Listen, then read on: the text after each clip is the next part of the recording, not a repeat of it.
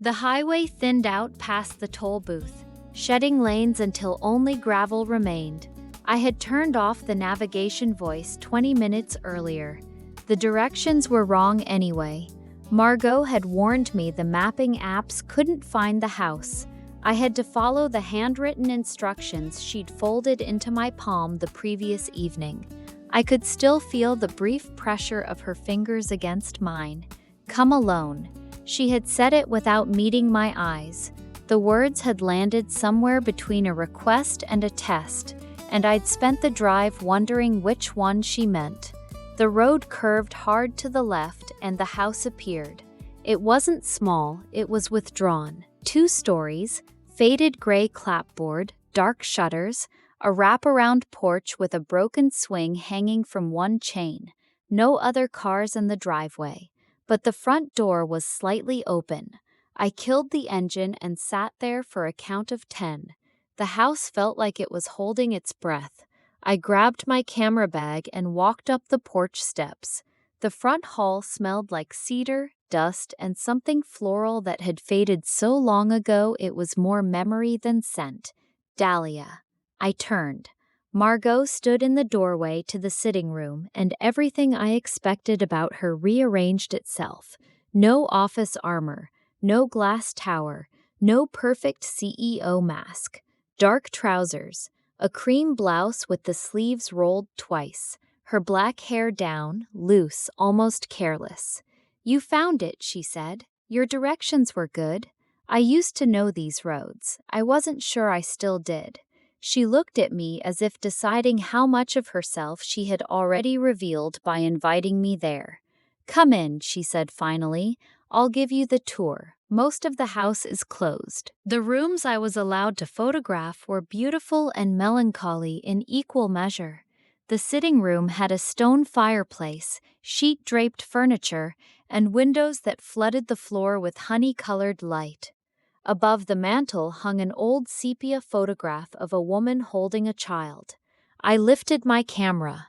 "That's not," Margot started, then stopped. I lowered the lens. "Not what?" "That photograph. It's nothing I want preserved. It's on the wall. This house is full of things on the walls that I didn't put there."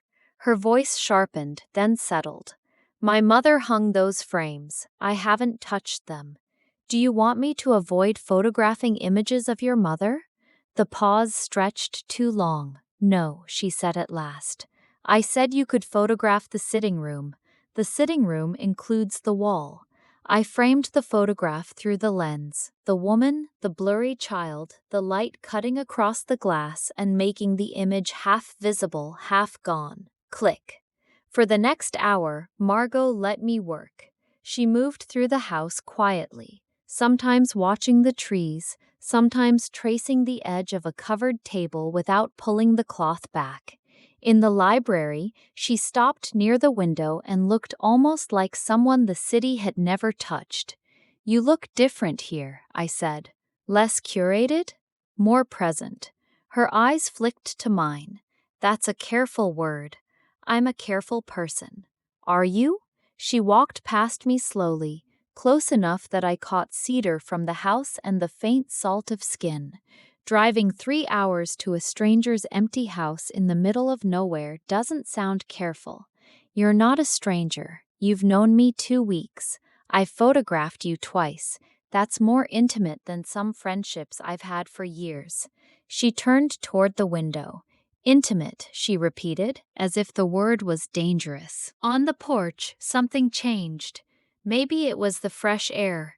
Maybe it was the fact that we were no longer surrounded by walls that remembered her mother. But Margot's shoulders dropped by a fraction, and when she leaned against the railing, she let herself rest. The broken swing creaked behind her. "There's something sad about this whole house," she said. "I kept meaning to have the swing fixed. I kept not calling anyone. Why? Because then I'd have to come here, and I'd have to let someone else inside." She met my eyes. "You're the first person I've brought here in 7 years.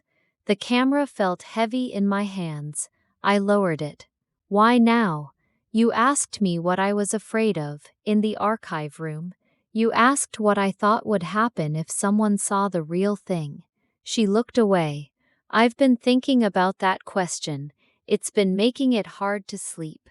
Her left sleeve had come unrolled, the cuff hanging loose at her wrist. Let me, I said. It's throwing off the frame. She didn't pull back. The cotton was soft, not crisp like the blouses she wore in the city. I folded the cuff once, twice, my knuckles brushing the inside of her wrist. Her pulse was fast under my fingers. I took longer than I needed to. She let me. There's a photograph of you, she said quietly. From the first session, the one I almost made you delete. I remember. You saw me for a split second without the armor, and you captured it. Her voice dropped. No one's ever done that before, and you told me to keep it. Because you didn't ask me for anything in return. You didn't want a favor, you didn't want leverage. You just wanted the image because it was true. I let go of her sleeve, but my hand stayed close to her arm. Are you photographing me, she asked, or studying me? I'm not sure I know the difference anymore. She kissed me first, slow, deliberate. Her fingertips touched my jaw like a question, and I answered by not pulling away. For one suspended second, the house, the camera, and every warning in my head disappeared. Somewhere inside the house, a clock chimed. Margot pulled back. Not far, 3 inches, maybe 4. But the distance was absolute. Her eyes sharpened again, and I watched the armor slam back down behind them like a shutter. I can't, she said. Margot, I can't do this. She stepped back until the porch railing stopped her. I don't know how to do this without it becoming something I owe someone. The word landed like a stone. Oh, you don't owe me anything, I said. That's not what this is. You don't know that. Her voice cracked, just enough to let the dark water underneath show. I invited you to my mother's house, I kissed you, and I don't know how to do any of this without it turning into a transaction. Every kindness has a price, every gift is a down payment on something they'll take from you later. Who taught you that? She didn't answer. Your mother? The silence was the answer. And someone else, I said. Her eyes met mine. Vittoria doesn't know about this house, she said. At least she's not supposed to. My phone buzzed in my pocket. Margot flinched like it was a gunshot. One notification glowed on the lock screen. Vittoria Ashford.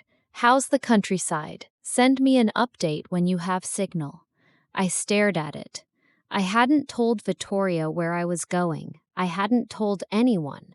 I turned the phone toward Margot. She read the message. Her face didn't change, which meant she was working very hard to keep it from changing. She knows, Margot said. She knows about the house. I didn't tell her. I know you didn't. That's not how Vittoria finds things out. She looked back at the dark doorway. There's something else you should see. The back bedroom I told you was off limits. It isn't a bedroom, it's my mother's study.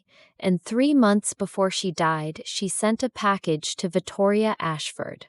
The phone buzzed again. I didn't look at it. Show me, I said.